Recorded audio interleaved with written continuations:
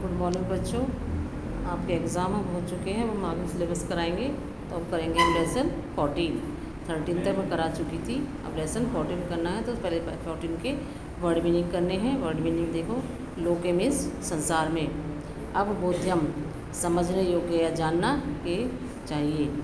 अचलय means स्थिर या गतिहीन, चला गतिशील, स्वकीय मीन्स अपने, अक्षय मीन्स धुरी पर, उन्नति घूमती है, सुस्थापित भली भांति स्थापित, प्राथम्येन सर्वप्रथम, ज्योतिर्विदय ज्योतिषी, रूढ़ी रिवाज या प्रचलित प्रथा जो होती है, प्रत्यादिष्टा खंडन किया, किस त्राब्दे ईस्वी में, षट सप्तति 76, वयसी मीन्स आयु में, निक्सा मीन्स निकट, वैधशाला ग्रह नक्षत्रों की जानने की प्रयोगशाला, आकलनम गणना,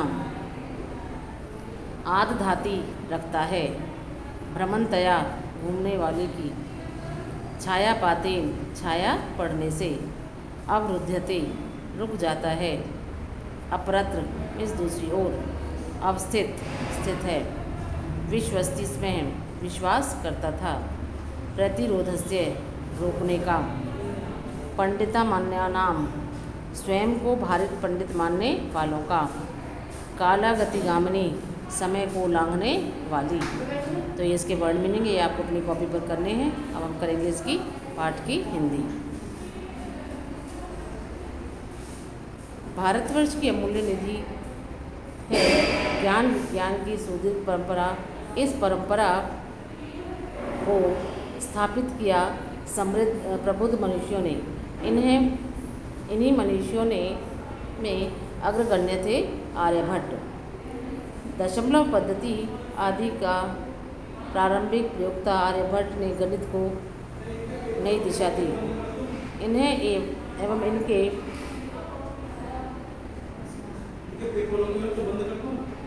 प्रचलित सिद्धांतों को तत्कालीन रूढ़िवादियों का विरोध झेलना पड़ा।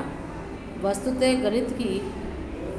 गणित का विज्ञान बनाने वाले तथा गणितीय गणना पद्धति के द्वारा आकाशीय पिंडों की गति का प्रवर्तन करने वाले के प्रथम आचार्य थे आर्यभट्ट।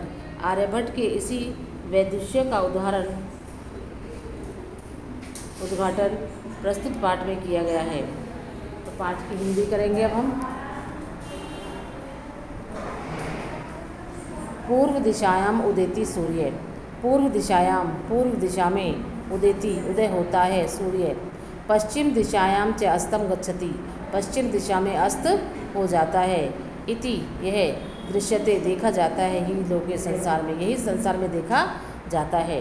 सूर्य पूर्व दिशा में सूर्य उदय होता है और पश्चिम में अस्त होता है, यह संसार में देखा जाता है। परंतु अनेन इससे, न मिस नहीं, अनेन मिस इससे, अब बोधमस्ति समझना चाहिए, यत कि सूर्यो गतिशील है, इति सूर्य गतिशील है। परंतु इससे यह नहीं समझना चाहिए कि सूर्य गतिशील है। सूर्य अचल है, पृथ्वी च चला, या स्वकीय अक्षय घूर्णति। सूर्य अचल है, पृथ्वी च चला, और पृथ्वी, सूर्य गतिशील है और पृथ्वी, सूर्य गतिहीन है, पृथ्वी च चला और पृथ्वी गतिशील, या जो स्वकीय अपने अक्षय अक्ष पर घूमती है। इति सांप्रतम सुस्थापित सिद्धांत है, यह अब भलीभांति स्थापित सिद्धांत है।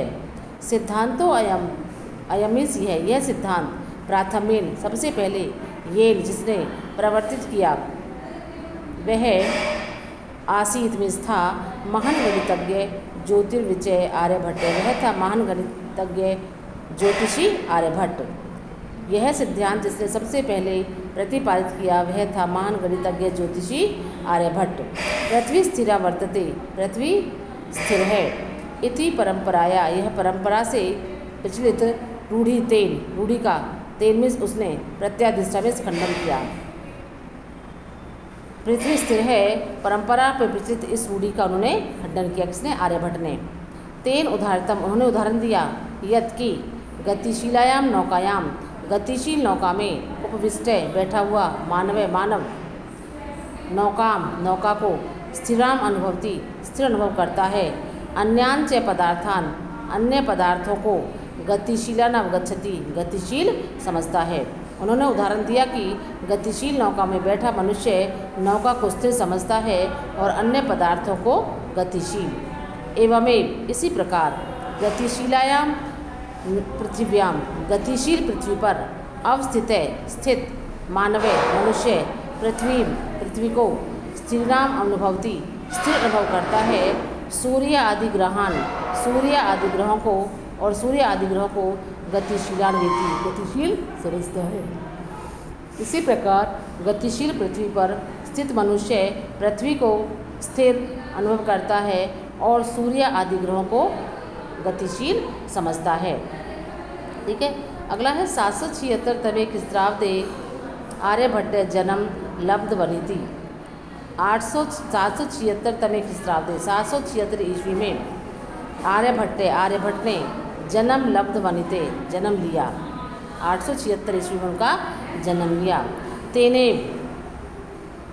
उन्हीं के द्वारा रचित आर्यभट्टियम इति ग्रंथ उल्लिखितम उन्हीं के द्वारा जो आर्यभट्टियम जो ग्रंथ है उसमें ऐसा लिखा है। ग्रंथो अयम यह ग्रंथ तेन उसने त्रयोविंशतितमे 23 वर्ष की वयसी आयु में विरचित लिखा। यह ग्रंथ उन्होंने 23 वर्ष की आयु में लिखा। ऐतिहासिक स्रोतों